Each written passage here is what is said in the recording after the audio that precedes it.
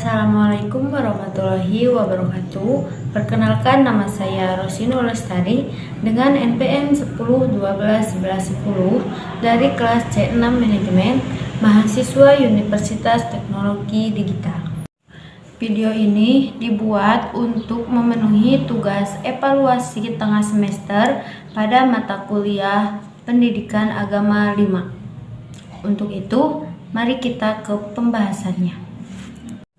Untuk pembahasan yang pertama yaitu ada Ta'riful Quran atau mengenal Al-Quran. Yang kedua ada Asmaul Quran atau nama-nama Al-Quran. Dan yang ketiga ada Muqtada al-Imani bil Quran atau tuntutan iman kepada Al-Quran. Materi yang pertama yaitu Ta'riful Quran atau mengenal Al-Quran. Kepentingan mengenal Al-Quran. Mengenal Al-Quran atau Ta'riful Quran adalah sebuah keniscayaan bagi umat Islam. Sedangkan Al-Quran adalah kitab sucinya, firman Allah Subhanahu wa Ta'ala yang berisi petunjuk dalam kehidupan ini, sekaligus referensi pertama maroji al-ula dalam beribadah kepada Allah Azza wa Jalla.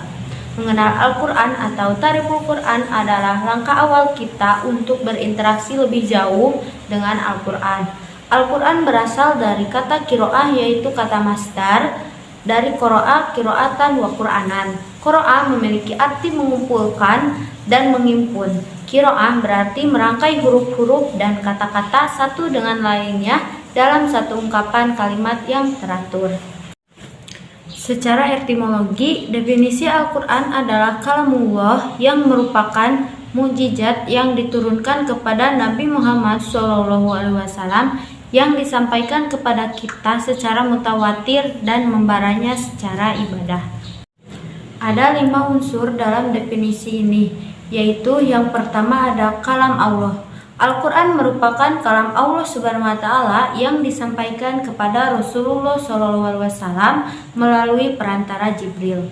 Diturunkannya Al-Quran dengan bahasa yang digunakan manusia tidak membuat Al-Quran secara otomatis bukan kalam Allah, dan tidak pula mencabut sisi ilahi dan kesucian Al-Quran.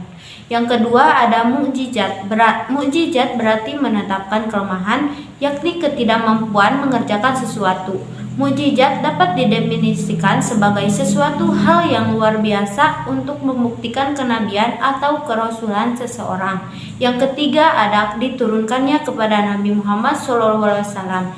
Al-Quran diturunkannya oleh Allah Subhanahu wa Ta'ala kepada Rasulullah Muhammad SAW melalui perantara malaikat Jibril. Yang keempat ada diriwayatkan secara mutawatir. Setiap kali Rasulullah SAW menerima wahyu yang berupa ayat-ayat Al-Quran, beliau membacanya di depan para sahabat. Kemudian para sahabat menghafalkan ayat-ayat tersebut. Selain dihafal oleh ratusan sahabatnya, penulisan Al-Quran juga terjamin keautentikannya serta terjamin pertanggungjawaban ilmiahnya. Tidak ada satu kitab suci pun dari agama lain selain Islam yang memiliki jaminan keautentikannya seperti itu. Yang kelima ada membacanya bernilai ibadah. Di antara keistimewaan Al-Quran adalah pahala besar yang akan diperoleh bagi orang yang membacanya. Selanjutnya, materi yang kedua yaitu Asmaul Quran atau nama-nama Al-Quran. Asmaul Quran adalah istilah dalam bahasa Arab yang mengacu pada berbagai nama atau gelar yang digunakan untuk merujuk kepada Al-Quran dalam teksnya sendiri. Al-Quran memiliki sejumlah nama-nama lain sebagaimana Allah sebutkan dalam Al-Quran itu sendiri. Masing-masing memberikan gambaran yang jelas mengenai fungsi Al-Quran bagi kehidupan manusia. Yang pertama ada Al-Kitab, kitab atau buku. Yang kedua ada Al-Huda atau petunjuk. Yang ketiga ada Al-Furqan atau pembeda. Yang keempat ada Ar-Rahmah atau rahmat. Yang kelima ada An-Nur atau cahaya. Yang keenam ada Ar-Ruh atau roh. Yang ketujuh ada As-Sifa atau obat. Yang kedelapan ada Al-Haq atau kebenaran. Yang kesembilan ada Al-Bayan atau penjelasan. Yang kesepuluh ada Al-Mau'idah atau pelajaran. Selanjutnya ada Makanatul Quran atau kedudukan Al-Quran. Yang pertama ada Al-Quran adalah kitabun nabai wal akbar atau kitab berisi tentang berita dan kabar. Di dalam Al-Quran terdapat berita tentang kejadian masa lalu maupun kejadian masa yang akan datang. Al-Quran memberikan kisah para nabi dan rasul terdahulu agar menjadi pelajaran bagi umat manusia. Yang kedua ada Al-Quran adalah kitabul hukmi wa syariah atau kitab hukum dan syariah. Di dalam Al-Quran, Allah Ta'ala telah menetapkan berbagai macam hukum dan syariat yang mengatur kehidupan manusia sebagai individu, keluarga, masyarakat, dan bangsa. Yang ketiga ada Al-Quran adalah kitabul jihad atau kitab jihad. Al-Quran berbicara tentang jihad di banyak ayat dalam arti khusus, yakni qital, dalam arti umum yakni segala bentuk upaya dalam rangka meninggikan kalimat Allah Ta'ala. Yang keempat ada Al-Quran adalah kitabut tarbiyah atau kitab tarbiyah. Al-Quran adalah kitab yang mengandung al-mau'izah atau pelajaran dengan bimbingan ayat-ayatnya. Manusia memiliki ma'rifah tentang iman dan amal soleh. Yang kelima ada Al-Quran adalah minhajul hayyah atau pedoman hidup.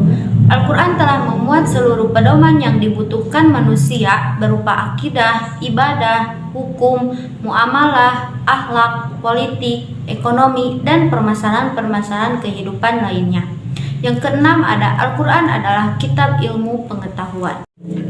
Materi selanjutnya yaitu Muqtada al-imani bil Quran atau tuntutan iman kepada Al-Quran. Islam diwajibkan untuk mengimani rukun iman. Di antara rukun iman itu adalah iman kepada kitab Allah yang dalam hal ini adalah Al-Quran. Mengimani kitab Allah ini bukannya tanpa konsekuensi bagi seorang muslim. Adapun konsekuensi dari iman kepada Al-Quran ini adalah dengan mengakrabi Al-Quran, mendidik diri dengannya, tunduk menerima hukum-hukumnya, menyeru orang kepadanya, menegakkan di bumi Allah ini. Yang pertama ada mengakrabi Al-Quran al-unsubihi. Cara mengakrabi Al-Quran yaitu dengan melakukan interaksi yang intens dengan Al-Quran, dengan cara mempelajari dan mengajarkannya kepada orang lain. Pemahamannya atau fahman yaitu dengan mempelajari dan mengajarkan maknanya dengan baik, tekstual maupun konseptual sesuai pemahaman para salafus sholih.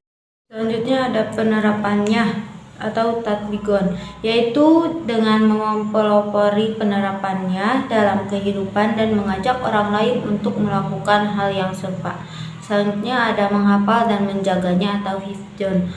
Rasulullah SAW bersabda, siapa yang menghafal Al-Quran, mengkajinya dan mengamalkannya, maka Al-Quran akan memberikan mahkota bagi kedua orang tuanya dari cahaya yang terangnya seperti matahari, dan kedua orang tuanya akan diberi dua pakaian yang tidak bisa dinilai dengan dunia.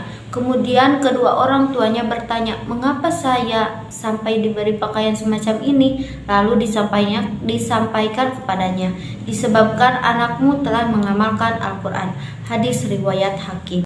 Yang kedua ada mendidik diri dengannya, tarbiyatun nafsihi bihi, berusaha mendidik diri supaya sifat-sifat dan karakternya sesuai Al-Quran sehingga mencelupkan diri secara utuh dengan Al-Quran. Yang ketiga ada tunduk menerima hukum-hukumnya atas salimuli ahkamihi, yaitu dengan cara mematuhi dengan segala ketundukan dan lapang dada kepada hukum-hukum yang ada di dalam Al-Quran sebagai bukti ketundukannya kepada Allah Subhanahu wa Ta'ala. Yang keempat ada menyeru orang kepadanya, ada watu ilahi, yaitu dengan mengajak orang lain untuk mengikuti segala petunjuk Al-Quran dengan cinta, kepedulian, dan rasa tanggung jawab sesama muslim.